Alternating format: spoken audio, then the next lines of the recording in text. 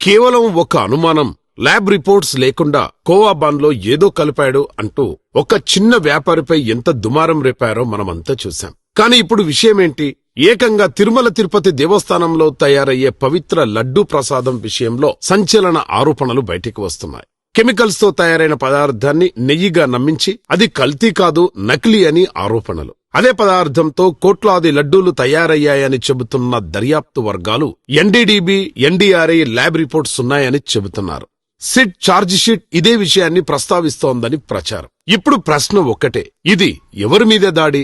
ఒక వ్యక్తిపై అనుమానం వచ్చినప్పుడు గట్టిగా మాట్లాడిన వాళ్లు ప్రతి హిందువు పవిత్రంగా భావించే తిరుమల లడ్డు విషయంలో ఎందుకు మౌనం వహిస్తున్నారు?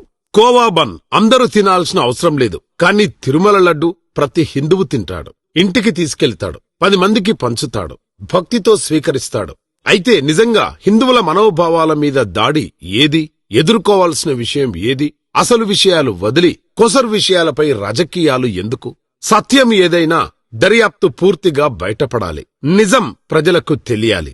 మనమందరం కలుద్దాం, మన విశ్వాసాన్ని కాపాడుకుందాం, నిజం కోసం ప్రశ్నిద్దాం.